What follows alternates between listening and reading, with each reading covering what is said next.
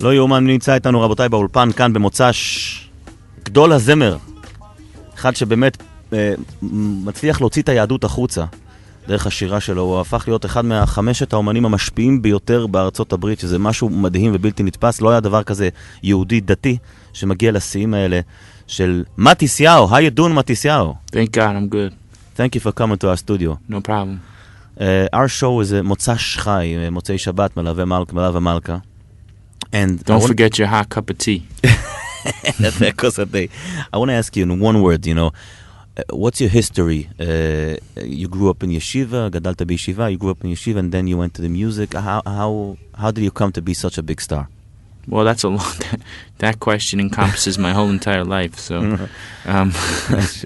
השאלה מכלילה את כל החיים שלו, but how did you... Basically, I grew up in New York, in a city outside of New York City called White Plains, and I grew up going to public school and going to Hebrew school a couple times a week, and basically at some point my identity as a Jew became very strong and very relevant to my life, and I went to committed myself to yeshiva in Brooklyn and Crown Heights.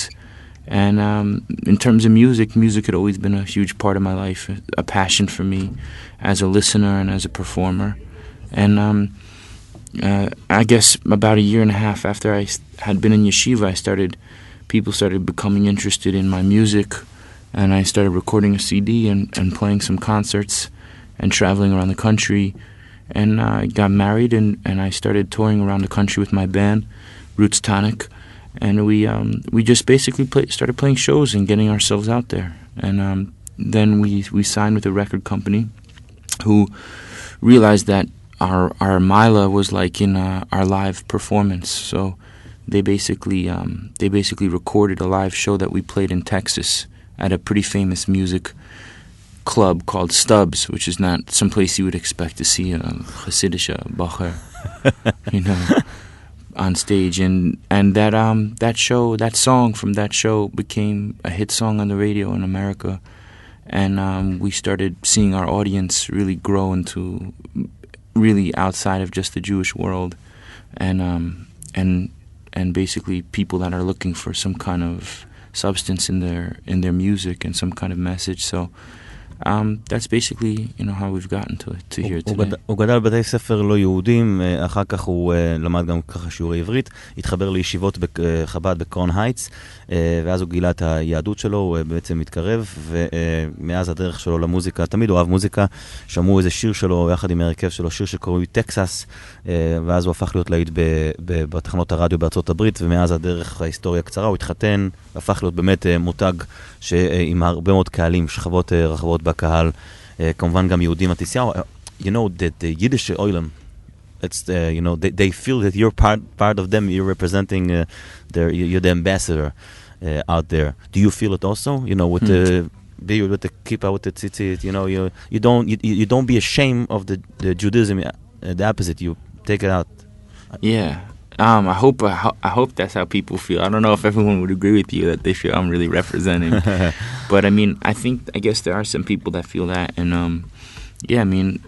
it's something to me that always just felt very natural to like when I started becoming religious, to like wear my identity, put it out there for people to see, because I think a lot of times in the world, like, people are hiding some kind of secrets, and to me, I guess the honesty and being,